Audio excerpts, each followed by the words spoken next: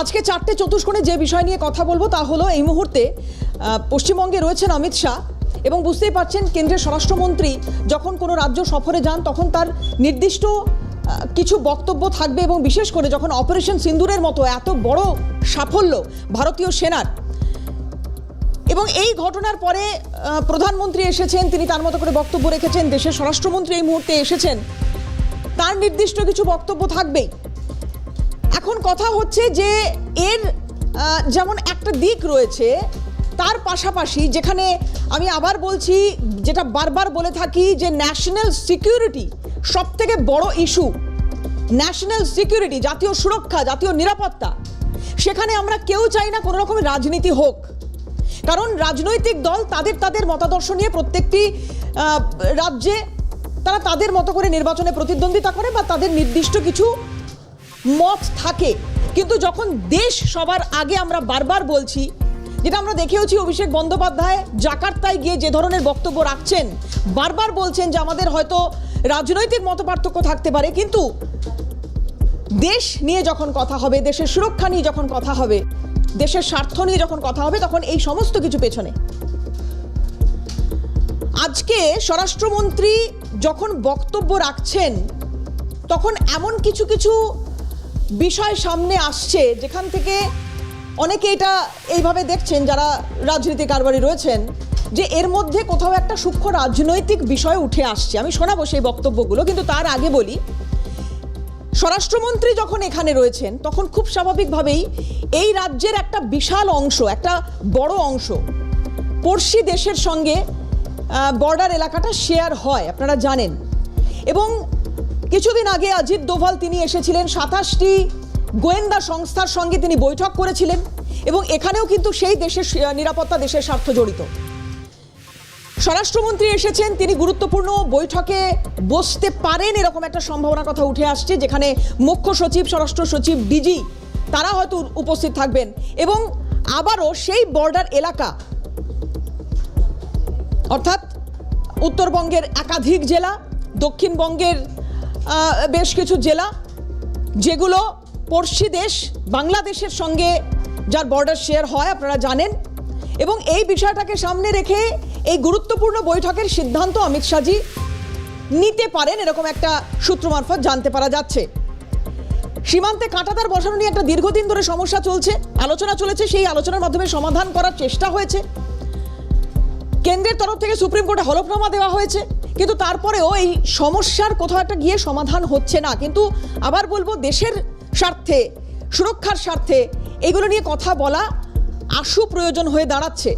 বিশেষ করে বাংলাদেশের বর্তমান পরিস্থিতি, পাকিস্তানের সঙ্গে ভারতের এই মুহূর্তে চলা টেনশন, এই সমস্ত কিছুকে সামনে রেখে এটা এই মুহূর্তে গুরুত্ব দিয়ে দেখা হচ্ছে। এবং সেই কারণেই কেন্দ্রীয় স্বরাষ্ট্রমন্ত্রী যখন এখানে রয়েছেন তখন এই বৈঠক, সম্ভাবনা রয়েছে এই বৈঠক হওয়ার।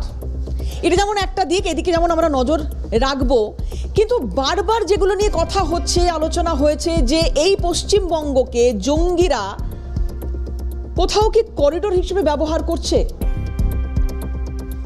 কেন বলছি? কারণ আপনারা দেখেছেন সেই খাগড়াগড় পরবর্তী সময় থেকে এটা নিয়ে চর্চা চলেছে, এনআইএ তদন্ত চলছে এবং সেই দিন থেকে, সেই সময় থেকে এটা নিয়ে কথা হয়েছে।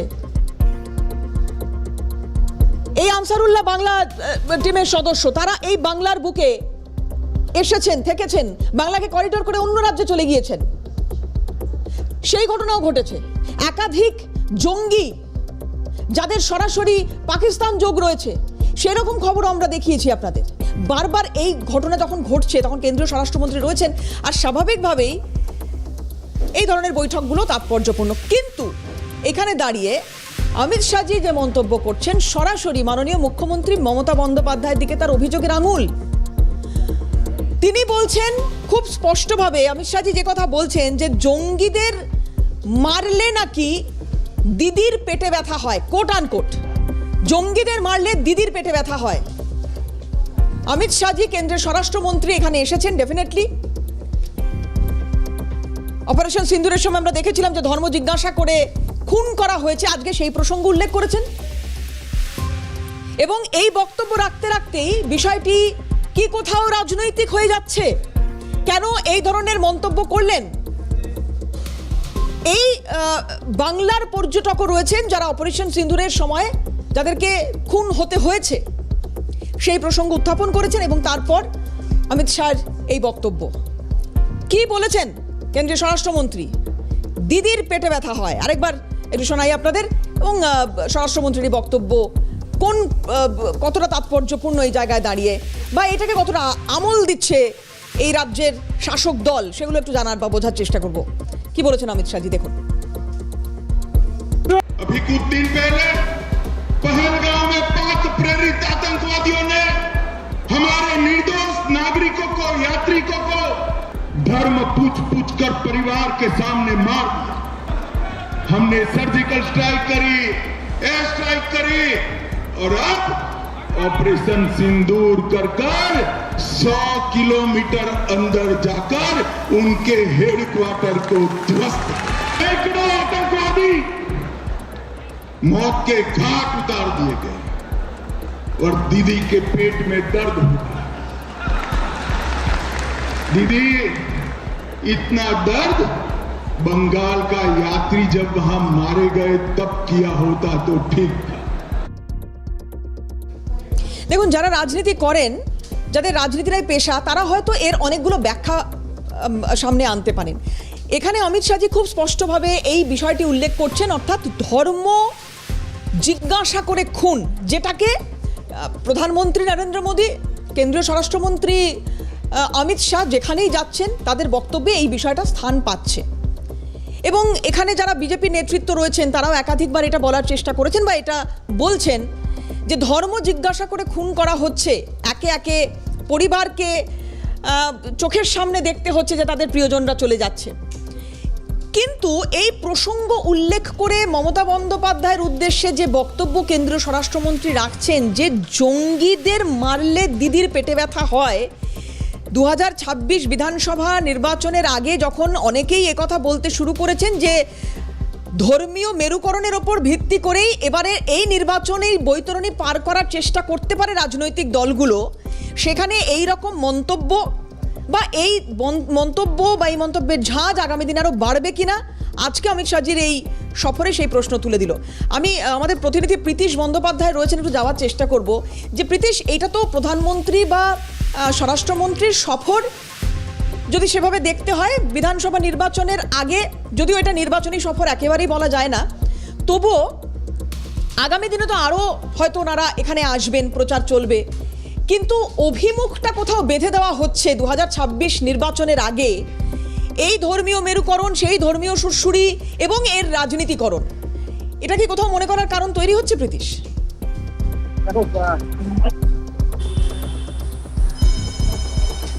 দেখো, 3টি স্পেসিফিক জিনিসের ওপর আজকে কিন্তু বক্তব্য রেখেছেন কেন্দ্রীয় স্বরাষ্ট্রমন্ত্রী, এবং তুমি যেটা বললে তার মধ্যেও কিন্তু এই বিষয়গুলো রয়েছে, অর্থাৎ ধর্মীয় রাজনীতিকরণ এবং ধর্মীয়ভাবে যেভাবে কার্যত বিভাজনের একটা পরিস্থিতির পশ্চিমবঙ্গে তৈরি হচ্ছে, সেটাও কিন্তু আজকে অমিত শাহ সম্পূর্ণ প্রায় 40 মিনিটের কাছাকাছি যে বক্তব্য, সেই বক্তব্যের মধ্যে কিন্তু পরিষ্কার হয়ে গিয়েছে।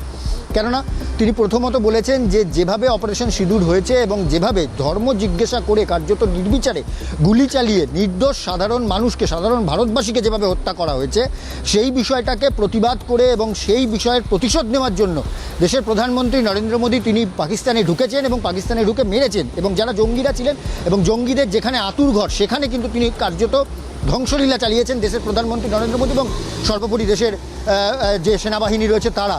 এবং এই প্রসঙ্গ বলতে গিয়ে কার্যত কেন্দ্রীয় স্বরাষ্ট্রমন্ত্রী তিনি কিন্তু বললেন যে যখন এই আক্রমণ চলছে এবং এই যখন অপারেশন সিঁদুর যখন চলছে, তখন কিন্তু রাজ্যের মুখ্যমন্ত্রী মমতা বন্দ্যোপাধ্যায় লাগাতার, এর আগে পুলওয়ামার ঘটনাও যখন এয়ার স্ট্রাইক হয়েছিল তখনও কিন্তু কার্যত যেভাবে রাজ্যের মুখ্যমন্ত্রী মমতা বন্দ্যোপাধ্যায় বিরোধিতায় নেমে গিয়েছিলেন, কার্যত নবান্নে বসে বারবার করে বিরোধিতা করছিলেন, সেই প্রসঙ্গটাও আজকে কিন্তু কেন্দ্রীয় স্বরাষ্ট্রমন্ত্রী তুলে ধরেছেন। এটা যেরকম একটা দিক, এবং আজকের যে ঘটনা অর্থাৎ পেহেলগাঁওয়ের ঘটনার পর যেভাবে প্রায় পাকিস্তানের বর্ডার পেরিয়ে প্রায় 60 থেকে 100 কিলোমিটারের ভেতরে ঢুকে গিয়ে কার্যত লাগাতার আক্রমণ চালানো হয়েছে, যেখানে সন্ত্রাসবাদের আতুরঘর সেই সমস্ত জায়গাগুলোকে ভাঙা হয়েছে। সেই বিষয়টা যখন কার্যত চলছে অপারেশন সিঁদুর, তখন তার মাঝখানে রাজ্যের মুখ্যমন্ত্রী মমতা বন্দ্যোপাধ্যায় কেন এই ধরনের মন্তব্য করছেন এবং সেটা নিয়ে কেন তিনি সন্দেহ প্রকাশ করছেন, এটাই কিন্তু বিরোধিতা করেছেন কেন্দ্রীয় স্বরাষ্ট্রমন্ত্রী অমিত শাহ। এটা যেরকম একটা দিক, এবং অবশ্যই যে ধর্মের ভিত্তিতে যে মেরুকরণ, সেটার যদি প্রসঙ্গ তুমি দেখো, তাতে করে কিন্তু মমতা বন্দ্যোপাধ্যায় কেন এই সিঁদুর নিয়ে বিরোধিতা করছেন, তার কারণ, অন্যতম কারণ হচ্ছে মুসলিম ভোট ব্যাংক। এটাও কিন্তু আজকে কেন্দ্রীয় স্বরাষ্ট্রমন্ত্রী সরাসরি রাজ্যের মুখ্যমন্ত্রীকে বার্তা দিয়েছেন। অর্থাৎ রাজ্যের মুখ্যমন্ত্রী মমতা বন্দ্যোপাধ্যায় যদি এই অপারেশন সিঁদুরের কার্যত সফলতা নিয়ে যদি বলতে যান, তাহলে কি কোথাও কোনো একটা ভোট ব্যাংক কি তার নষ্ট হবে, এটাই কিন্তু সন্দেহ প্রকাশ করেছেন কেন্দ্রীয় স্বরাষ্ট্রমন্ত্রী অমিত শাহ। এটা যেরকম একটা দিক, এবং দ্বিতীয় দিক অনুপ্রবেশ নিয়ে কিন্তু আমি অনুপ্রবেশের বিষয়টায় আসবো, কিন্তু এটা খুব অবাক লাগছে প্রীতিশ, যে অভিষেক বন্দ্যোপাধ্যায় যে টিমের মেম্বার এই মুহূর্তে, যে টিম বিশ্বের বিভিন্ন দেশে গিয়ে ভারত সরকারের ভূমিকা পালন করছে বা বলে আসছে ইত্যাদি ইত্যাদি, অপারেশন সিন্দুর সম্পর্কে বা পাকিস্তান ভারতের সিচুয়েশন এই মুহূর্তে যা হয়ে রয়েছে তা নিয়ে, সেই সময় দাঁড়িয়ে যখন অভিষেক বন্দ্যোপাধ্যায় কাশ্মীর আসুন আপনারা এই রকম আহ্বান জানাচ্ছেন গোটা বিশ্বের মানুষের জন্য জাকার্তায় দাঁড়িয়ে, অভিষেক বন্দ্যোপাধ্যায় সেই টিমে রয়েছেন যেই টিম কেন্দ্রীয় সরকার দ্বারা অনুমোদিত। সেইখানে মমতা বন্দ্যোপাধ্যায়কে তার রাজ্যে দাঁড়িয়ে এইভাবে আক্রমণ করা হচ্ছে, এইটা একটু যদি বুঝিয়ে বলো কিভাবে দেখা হচ্ছে বিষয়টিকে।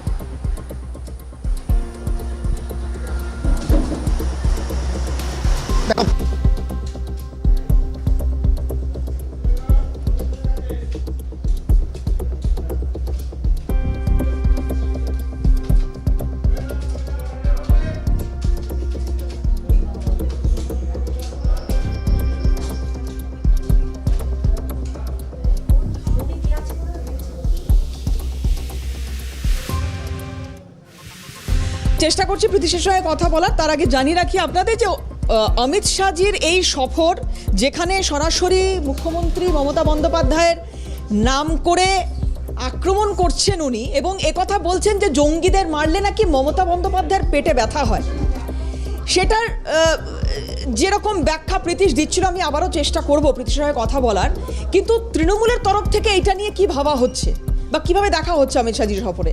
এটা প্রধানমন্ত্রীর সফরে আমরা দেখেছি, সেখানে একটি সরকারি কর্মসূচি ছিল, তিনি এসেছিলেন। অমিত শাহজির নির্দিষ্টভাবে কিছু কর্মসূচি রয়েছে, সেখানে তিনি যাচ্ছেন, কিন্তু তার মাঝখানে দাঁড়িয়ে যে ধরনের মন্তব্য উনি করেছেন, এই রাজ্যের বুকে মমতা বন্দ্যোপাধ্যায়কে সরাসরি আক্রমণ, এটা একেবারে নজিরবিহীন, এবং এই ঘটনায় পরবর্তী ক্ষেত্রে তৃণমূল কংগ্রেসের তরফ থেকে কি প্রতিক্রিয়া আসে শুনবো, অবশ্যই জানানোর চেষ্টা করবো। প্রীতিশের সঙ্গে বোধহয় যোগাযোগ করতে পেরেছি, আরেকবার একটু যাওয়ার চেষ্টা করি। প্রীতিশ, একটু জানবো তোমার কাছ থেকে যে প্রশ্নটা রাখছিলাম।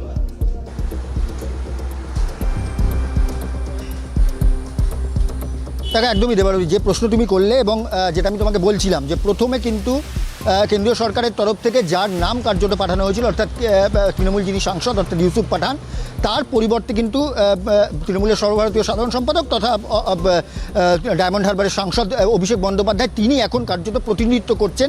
এবং কেন্দ্রীয় সরকারের তরফ থেকে যে প্রতিনিধি দল বিভিন্ন দেশে, বিভিন্ন নেশনে যে পাঠানো হচ্ছে, সেখানে কিন্তু অভিষেক বন্দ্যোপাধ্যায় গিয়ে দেশের সার্বভৌমত্বের কথাই কিন্তু তিনি উল্লেখ করছেন। অর্থাৎ যারা আমাদের দেশে এসে নিরাপদ, একদম নির্দোষ সাধারণ মানুষকে, নির্দোষ সাধারণ মানুষ রয়েছে, যারা ভারতবাসী রয়েছেন, তাদের ওপর যেভাবে নির্বিচারে গুলি চালানো হয়েছে, তার প্রতিবাদও কিন্তু অভিষেক বন্দ্যোপাধ্যায় করছেন। এবং অন্যদিকে তাৎপর্যপূর্ণভাবে রাজ্যের মুখ্যমন্ত্রী, আমি একটু বিরত করি প্রীতির সঙ্গে থাকো। তৃণমূল নেতা জয়প্রকাশ মজুমদার রয়েছেন আমাদের সঙ্গে এই মুহূর্তে টেলিফোনে। জয়প্রকাশ বাবু, স্বাগত জানাই আপনাকে সিএনএ। একটু জানার চেষ্টা করবো যে কেন্দ্রীয় স্বরাষ্ট্রমন্ত্রী তিনি সফরে এসেছেন, বাংলায় আসতেই পারেন, এটা নিয়ে বলার কিছু নেই, কিন্তু কথা হচ্ছে যে হঠাৎ করে অপারেশন সিন্দুরের সাফল্য বলুন বা অনুপ্রবেশ নিয়ে কথা বলুন, বৈঠক করতে চান রাজ্যের প্রশাসনের সঙ্গে, ঠিক আছে, কিন্তু হঠাৎ করে জঙ্গিদের মারলে মমতা বন্দ্যোপাধ্যায়ের পেটে ব্যথা হয়, এই রকম একটি মন্তব্য করে ফেলার পেছনে কি শুধু রাজনীতি রয়েছে, কিভাবে দেখছেন? না, রাজনীতি তো আছে, সম্পূর্ণভাবে তিনি রাজনীতি করছেন।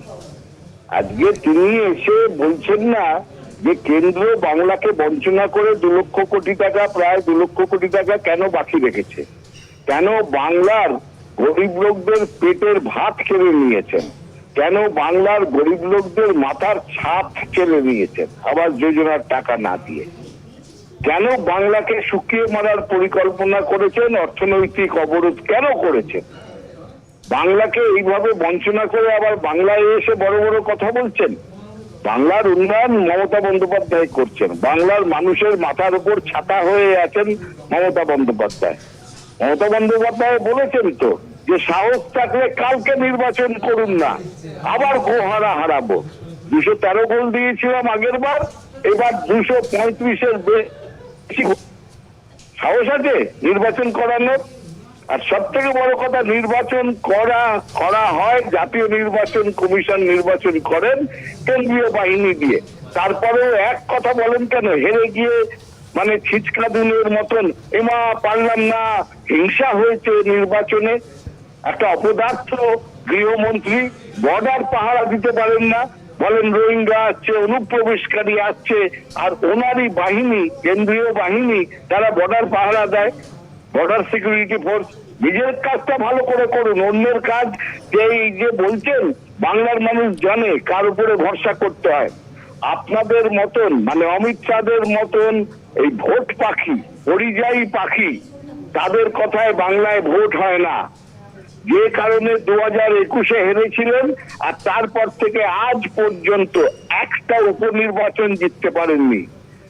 সিরিয়াসলি তাদের আসন সংখ্যা কমে গেছে 2024-এর নির্বাচনে। বাংলার মানুষ বুঝিয়ে দিয়েছে যে বিজেপি বিশ্বাসযোগ্য নয় এই পশ্চিমবঙ্গে।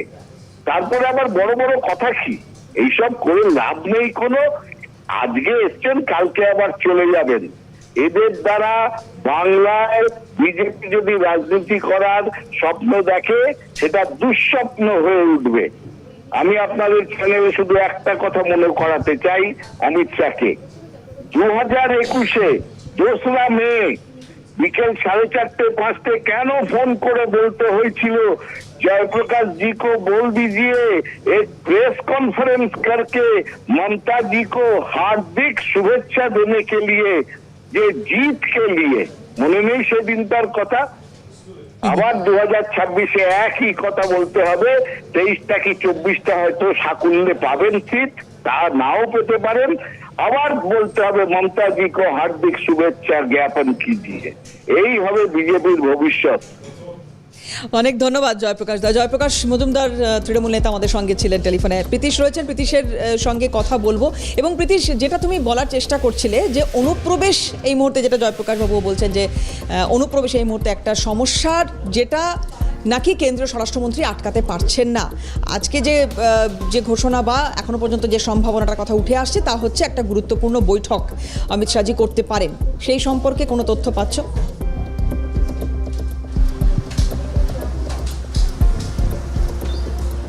দেখো, কেন্দ্রীয় স্বরাষ্ট্রমন্ত্রী এই অনুপ্রবেশ নিয়েও কিন্তু স্পেসিফিক বার্তা দিয়েছেন রাজ্যের মুখ্যমন্ত্রী মমতা বন্দ্যোপাধ্যায়ের উদ্দেশ্যে। কেননা তিনি পরিষ্কার বলেছেন যে বর্ডার সিকিউরিটি ফোর্স অর্থাৎ বিএসএফের তরফ থেকে যে কার্যত কেন্দ্রীয় সরকারের তরফ থেকে যে ফেন্সিং করার অর্থাৎ বর্ডার বাড়ানোর যে জায়গা, সেই জায়গা কিন্তু বারবার করে রাজ্যের সরকারকে যখন বলা হচ্ছে যে অন্তত ফেন্সিং বাড়ানোর জন্য, তাদের এলাকা বাড়ানোর জন্য, যে বর্ডার এলাকা বাড়ানোর জন্য যে জায়গা দেওয়ার কথা, সেই জায়গা কিন্তু রাজ্যের সরকার এখনও পর্যন্ত দিয়ে উঠতে পারেনি বা দিচ্ছে না। যদি দেয় তাহলে কিন্তু নিরাপত্তা দিতে তারা কিন্তু অনেকটা সুবিধা হবে। এটাও কিন্তু আজকে কেন্দ্রীয় স্বরাষ্ট্রমন্ত্রীর তরফ থেকে কিন্তু বার্তা দেওয়া হয়েছে। অর্থাৎ বলা যেতে পারে কেন্দ্রীয় স্বরাষ্ট্রমন্ত্রী কার্যত প্রস্তুতি নিয়েই এসেছিলেন যে কোন কোন বিষয়ের ওপর। কেননা বারংবার যেখানে রাজ্যের মুখ্যমন্ত্রী মমতা বন্দ্যোপাধ্যায় থেকে শুরু করে যারা তৃণমূল নেতারা রয়েছেন, তারাও কিন্তু যেভাবে বারবার করে বলছেন যে কেন বর্ডার সিকিউরিটি ফোর্সের তরফ থেকে এই এলাকা বৃদ্ধি করা হচ্ছে, ফেন্সিং দেওয়ার জন্য জায়গা বৃদ্ধি করা হচ্ছে, তার মানে কি কোনো অসৎ উদ্দেশ্য আছে? এটা যখন সন্দেহ প্রকাশ করছেন, তখন কেন্দ্রীয় স্বরাষ্ট্রমন্ত্রী তিনি কিন্তু কার্যত বলছেন, উল্টো দিকে রাজ্যের সরকারের কাছে ওপর দোষ চাপিয়ে দিলেন। তিনি বললেন যে কি বললেন, একদম কোট আনকোট যদি তোমাকে বলি দেবারতী, তাহলে করে তিনি বললেন যে বারবার করে জমি চাওয়া হচ্ছে ফেন্সিং বাড়ানোর জন্য, কিন্তু রাজ্যের সরকার কিন্তু এই দড়ি টানাটানি তো তাহলে চলতেই থাকবে প্রীতিশ, এর তো কোনো ইতি নেই। যাই হোক, আমি আসবো আবারও আলোচনা, কিন্তু এখন 4:34 একটা বিরতির সময় হয়ে গিয়েছে। খুব দ্রুত বিরতি, ফিরে এলাম বিরতির পর। আর এবার প্রীতিশের কাছে যাব, কিন্তু তার আগে অমিত শাহজি আরও একটি খুব গুরুত্বপূর্ণ বক্তব্য রেখেছেন, সেটা একটু শোনানোর চেষ্টা করব। উনি যেটা সরাসরি এবার অভিযোগ করছেন, মমতা বন্দ্যোপাধ্যায়ের বিরুদ্ধেই অভিযোগ, কিন্তু এই অভিযোগ করতে গিয়ে ইউপিএ গভর্নমেন্টকে উনি টেনে আনছেন খুব স্পষ্টভাবে। যেটা এখানে অমিত শাহ বলার চেষ্টা করছেন যে এতদিন ধরে অর্থাৎ ইউপিএ গভর্নমেন্টের সময় থেকে এই ধরনের জঙ্গিবাদ মাথাচাড়া দিয়ে রয়েছে, কেউ কোনো রকম ব্যবস্থা করেনি। সব কিছু দেখেছে এরা। যে সময়ে মমতা বন্দ্যোপাধ্যায়ও এই ইউপিএ গভর্নমেন্টকে সমর্থন করেছিলেন, কিন্তু তারপর থেকে কখনোই আতঙ্কবাদ বা সন্ত্রাসবাদ যাতে একেবারে নির্মূল হয়ে যায় তার কোনো চেষ্টা হয়নি। 40,000-এর বেশি মানুষ এই আতঙ্কবাদের বলি হয়েছেন। এই ইউপিএ আমলকে সরাসরি কাঠগড়ায় তুলে অমিত শাহের এই বক্তব্য শোনাবো আপনাদের। सरकार 1990 से ये देश आतंकवाद झेलता, 40,000 से ज्यादा लोग आतंकवाद की भेंट चढ़ गए। ये कांग्रेस की सरकार है, यूपीए की सरकार है, इंडिया अलायंस की सरकार है, जिसमें ममता बनर्जी भी मंत्री थी, कुछ नहीं करती थी। नरेंद्र मोदी सरकार आने के बाद गोली का जवाब गोले से देने की शुरुआत नरेंद्र मोदी। और ममता जी, आप जितना पक्ष लेना है उतना पाक प्रेरित आतंकवादियों का पक्ष ले लो। मैं बताकर जाता हूं, ये नरेंद्र मोदी सरकार है, ये भारतीय जनता पार्टी की सरकार है। ऑपरेशन सिंदूर समाप्त नहीं हुआ। আজকে এই যে বঙ্গ সফর, সেই বঙ্গ সফরে একদিকে মমতা বন্দ্যোপাধ্যায়কে তো সরাসরি তার বিরুদ্ধে অভিযোগ করেছেন, জঙ্গিদের মারলে মমতা বন্দ্যোপাধ্যায় পেটে ব্যথা ইত্যাদি তো বলেইছেন। পাশাপাশি ইউপিএ গভর্নমেন্ট সেই সরকারের আমলকে তুলে এনে মমতা বন্দ্যোপাধ্যায় সেই সরকারের সহযোগী ছিল বলে সেই নিয়েও কথা বলেছেন। কিন্তু কথা হলো, এখন এই জায়গায় দাঁড়িয়ে তাহলে কি এটাই বকলমে বলার চেষ্টা করছেন কেন্দ্রীয় স্বরাষ্ট্রমন্ত্রী যে বিজেপি সরকার ক্ষমতায় আসার পর থেকে সন্ত্রাসবাদের কলার সেটা চেপে ধরা সম্ভব হয়েছে? তাহলে বিরোধীরা যে বারবার অভিযোগ করেছেন যে এই বিজেপি সরকারের আমলেই সব থেকে বেশি সন্ত্রাসের ঘটনাও তো ঘটেছে, একটার পর একটা ঘটনা ঘটেছে, যেখানে সেনা জওয়ানদের শহীদ হতে হয়েছে, যেখানে সাধারণ মানুষের মৃত্যু হয়েছে, যেখানে পর্যটকদের মৃত্যু হয়েছে। তাহলে বিজেপি সরকার কোন মুখে সন্ত্রাসবাদকে নির্মূল করার জন্য নিজের পিঠ চাপড়ে দেয়? প্রীতিশ রয়েছেন, আরেকবার একটু যাবো প্রীতিশের কাছে। প্রীতিশ, এই বক্তব্যের প্রেক্ষিতে এর তাৎপর্য এবং এটাকে কিভাবে দেখা হচ্ছে যদি একটু বলো।